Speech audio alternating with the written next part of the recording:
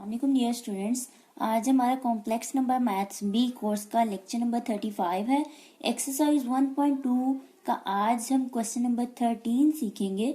हमारे जो है एक्सरसाइज 1.2 के 12 क्वेश्चंस हो चुके हैं, तो इंशाल्लाह आज के लेक्चर में हम क्वेश्चन नंबर 13 को सीखेंगे। लेकिन उससे पहले हमें एक टॉपिक सीखना है जो कि है applications of De मोरवीज theorem. De मोरवीज theorem की एप्लीकेशन हमने सीखनी है, क्योंकि ये इस एप्लीकेशन को यूज करते हुए इन क्वेश्चंस को हम सॉल्व करेंगे, इसलिए ये एप्लीकेशन सीखना बहुत जरूरी है। बहुत सिंपल सी है। हम अपने पिछले लेक्चर्स में एक एप्लीकेशन डी मोरवीज थ्योरम की सीख चुके हैं, तो आज जो है हम सेकंड एप्लीकेशन इसकी देखेंगे। हम स्टार्ट करने से पहले स्टूडेंट्स आपसे रिक्वेस्ट है, जिन्होंने मेरा चैनल अभी तक सब्सक्राइब नहीं किया या जो स्टूडेंट्स मेरे चैनल पर न्यू हैं, मेरे चैनल को सब्सक्राइब करें और साथ ही बेल आइकन का बटन प्रेस करें ताकि आपको हर आने वाली न्यू वीडियो के बारे में नोटिफिकेशन मिलता रहे। तो देखते हैं, सेकेंड एप्लीकेशन है डी मोरवीज थ्योरम की। Expressing cos n theta and sine n theta as finite sum of powers of trigonometric functions of theta when n is a positive integer। क्या इसका मतलब है? जब n हमारे पास एक पॉजिटिव इंटीजर होगा, ठीक है। हमने डी मोरवीज थ्योरम को क्या सीखा था कि पावर जब होती है, हमारे पास पॉजिटिव पावर है n कोई, तो इस पावर को हम एंगल में लेके जा सकते हैं। तो हम इसका रेसिप्रोकल भी तो कर सकते हैं ना। अगर हमारे पास एंगल में पावर है, ठीक है, तो वो डेफिनेटली फिर इसके बराबर होगी कि उसको हम पावर में लिख सकते हैं। अगर यहाँ पे एंगल के साथ एन थीटा है, ठीक है, तो ये एन जो है, ये पॉजिटिव नंबर एन, इसको पावर में भी लिखा जा सकता है ट्रिग्नोमेट्रिक फंक्शंस के, ठीक है। तो ये चीज बिल्कुल डी मोरवीज थ्योरम है, ठीक है। इसका हम ये चीज इसके इक्वल है और ये चीज इसके इक्वल है। तो इस एप्लीकेशन को यूज करते हुए हमारे बहुत ही इंपॉर्टेंट क्वेश्चंस हैं आगे मजीद जितने भी हैं। तो अभी तक जितने हमने किए 10, 11, 12 वो भी बहुत इंपॉर्टेंट थे, ये भी इंपॉर्टेंट है, इजी भी है।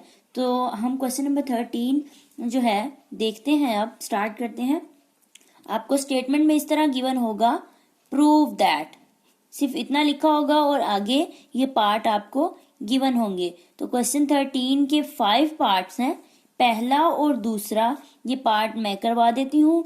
3 and 4 ये आप लोगों की प्रैक्टिस में होगा, ठीक है। जब आप लोग ये पार्ट समझ लेंगे, देन वो पार्ट आपको बहुत ही सिंपल और इजी लगेंगे, कुछ मुश्किल नहीं है। और इंशाल्लाह फिर 5 पार्ट भी आपको मैं करवा दूंगी। देखें, ये हमेशा से क्वेश्चंस, चाहे तो कोज थीटा है, ठीक है, एंगल के अंदर कोई भी है, 3 है, 4 है, 5 है, चाहे कोज का आ जाए हमारे पास क्वेश्चन, चाहे साइन का आ जाए, तो दोनों की जो शुरुआत है हमने सॉल्यूशन में एक तरह से ही करनी है। तो इसीलिए हम इन क्वेश्चंस को दो, ये देखें, पावर दोनों में, मतलब जो एंगल है वो दोनों का सेम है, साइन 3 थीटा और कॉस 3 थीटा। तो इसको हम क्या करेंगे, इन दोनों को एक साथ ही हम सॉल्व कर सकते हैं, क्योंकि दोनों का मेथड एक है। और लास्ट पे हम रियल और इमेजिनरी पार्ट सेपरेट करके, तो ये हमारे 2 क्वेश्चंस प्रूव हो जाएंगे। तो देखते हैं किस तरह से हम इसको करेंगे। सबसे पहले तो हमें पता है, since cos theta plus iota sine theta whole power 3। यहाँ पे मैं 3 क्यों ले रही हूँ? क्योंकि हमने जो प्रूफ करना है, हमारे पास एंगल में 3 है, ठीक है। होल पावर 3 किसके इक्वल है? बाय डी मोरवीज थ्योरम इस 3 पावर को हम एंगल में लिख रहे हैं, cos 3 theta plus iota sine 3 theta. और अगर इसको रीअरेंज कर दिया जाए, ये राइट हैंड साइड को हम इस तरफ लिख लेते हैं, cos 3 theta plus iota sine 3 theta बराबर है cos theta plus iota sine theta whole power 3। तो ये देखिए स्टूडेंट्स, हमने चाहे आपको कोस का क्वेश्चन आए चाहे साइन का आए, और एंगल देख लेना है आपने, कोई भी एंगल हो, तो आपने सॉल्यूशन में सबसे पहले इस तरह से लिखना है। तो यहाँ पे आपका जो पार्ट 3 है और 4 है, पावर उसकी जो है वो यहाँ पे एंगल जो है वो 4 होगा, 4 थीटा होगा। तो आपने बोथ साइड क्या कर लेनी है, ये पावर 4 लेंगे नेक्स्ट क्वेश्चन के लिए, ठीक है, जो कि आपकी प्रैक्टिस के लिए है। अब देखिए हमने इसको रीअरेंज करके लिख लिया। ये जो लेफ्ट हैंड साइड बन गई, ये साइड देखें तो हमारा क्वेश्चन बन गया, ठीक है, ठीक है। ये cos 3 थीटा अलग कर लिया जाए और sin 3 थीटा अलग कर लिया जाए, तो यही चीज हमने प्रूफ करनी है। ये साइड हमारी क्वेश्चन बन गई। अब हमें क्या करना है, सिंपली राइट हैंड साइड को सॉल्व करना है, सिंप्लीफाई करना है। अब इसको मजीद हम किस तरह से सिंप्लीफाई कर सकते हैं, अब देखें स्टूडेंट्स, पावर 3 है तो हम लोग, हमें सिंपल सी बात है, हम बाइनोमियल एक्सपेंशन सीख के आए हैं। तो बाइनोमियल एक्सपेंशन को यूज करते हुए हम क्या करेंगे, सिंपली इस पावर को खत्म कर देंगे, ठीक है। तो बाय यूजिंग बाइनोमियल एक्सपेंशन, यहां पे लिखते हैं यूजिंग बाइनोमियल एक्सपेंशन। तो एक बार हम लेफ्ट हैंड साइड को एज इट इज लिख लेते हैं, cos 3 theta plus iota sine 3 theta is equal to cos raise cube theta, ठीक है। बाइनोमियल का पहला कोएफिशिएंट क्या होगा, 1 होगा। ये समझ ले आपका क्या है, p है, तो p की पावर 3 ही लेंगे, क्योंकि पावर 3 है तो 3 से स्टार्ट करेंगे। और q जो था वो साइन था, तो q की पावर फिर 0 लेंगे, किसी चीज की पावर 0 होगी वो 1 के इक्वल है, तो लिहाजा cos क्यूब थीटा आ गया, ठीक है। फिर इसी तरह से पहला जब हमारा बाइनोमियल हम टर्म लिख लेते हैं पहली, तो नेक्स्ट करना हमारे लिए इजी हो जाता है। पहले कोई देख के हम नेक्स्ट टर्म लिखते हैं। देखें अब सेकंड इसका कोएफिशिएंट क्या होगा, 3c1। तो दूसरा कोएफिशिएंट वो कैलकुलेटर से आप देखेंगे, 3c1 करेंगे तो वो 3 के इक्वल आता है। तो इस p की पावर को कम करते जाना है, cos स्क्वायर थीटा हो जाएगा। यहां से एक पावर कम कर दी और आगे जो हमारे पास q था, यानी कि इस क्वेश्चन में q क्या है, साइन है, तो उसकी एक पावर बढ़ा देंगे, तो यहाँ पे हमारे पास आ जाएगा साइन थीटा, ठीक है। इसी तरह से नेक्स्ट जो टर्म है 3c2, वो कोएफिशिएंट 3 के इक्वल है। फिर cos, यहां से एक पावर कम कर दी तो cos थीटा, और इसकी एक पावर बढ़ा दी तो साइन स्क्वायर थीटा। फिर इसी तरह से लास्ट वन, सॉरी यहाँ पे स्टूडेंट्स एक मिस्टेक हो गई है, जो हमारे पास साइन है वो उसके साथ एओटा भी है, ठीक है। तो उस एओटा को भी हम यहाँ पे लिखेंगे, वो गलती से मिस हो गया, यहाँ पे आ गया एओटा, ठीक है। और जब हमने ये यहाँ लिया तो यहाँ पे भी एओटा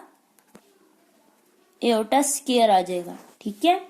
और लास्ट वन हमारे पास 3c3 कोएफिशिएंट 1 के इक्वल होता है, एओटा रेज क्यूब आ जाएगी एंड साइन क्यूब थीटा, ठीक है। तो ये हमने बाइनोमियल एक्सपेंशन से पावर को क्या किया, एक्सपैंड कर लिया, ठीक है। अब हम इसको मजीद सिंप्लीफाई करते हैं, देखें किस तरह से कर सकते हैं सिंप्लीफाई। cos क्यूब थीटा, अब ये एओटा बाहर आ जाएगा, और 3 cos square theta into sine theta. इस तरह से ये एओटा स्क्वायर -1 के बराबर होता है, ठीक है। तो एओटा स्क्वायर -1, तो यहाँ पे आ जाएगा -3 cos theta sine square theta. और ये जो है एओटा क्यूब माइनस एओटा के इक्वल होता है, तो ये आ जाएगा minus aorta sine cube theta. अब नेक्स्ट हम इसको मजीद किस तरह से सिंप्लीफाई कर सकते हैं, देखिए एओटा वाली जो टर्म है, यानी कि जो इमेजिनरी पार्ट है, उसको हम सेपरेट कर लेते हैं और रियल पार्ट को सेपरेट कर लेते हैं। ये देखें, ये जो दो हैं ये हमारे पास रियल पार्ट्स हैं, ठीक है। तो क्योंकि इनके साथ कोई एओटा नहीं है, ये रियल पार्ट हुए, तो cos cube theta -3 cos theta sine square theta, ये आ गया हमारा real part.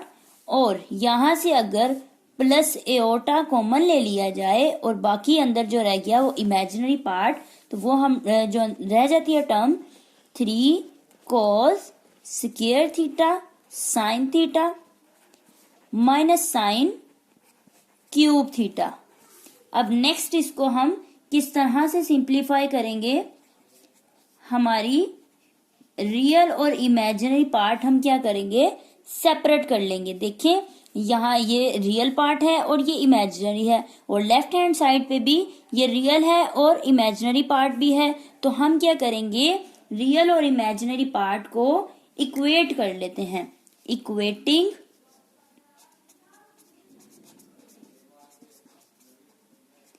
Equating real and imaginary parts. तो रियल पार्ट हमारे पास यहाँ पे क्या है, लेफ्ट हैंड साइड पे cos 3 theta is equal to right hand side पे जो रियल पार्ट है cos cube theta -3 cos theta into sine square theta, ठीक है। और हम यहाँ पे मार्जिन लाइन लगाकर जो इमेजिनरी पार्ट है हमारे पास sine 3 theta is equal to 3 cos square theta into sine theta minus sine raise 3 theta. अब मजीद इसको हम किस तरह से सिंप्लीफाई कर सकते हैं, जितना सिंप्लीफाई हो सकता है आप इसको सिंप्लीफाई करें।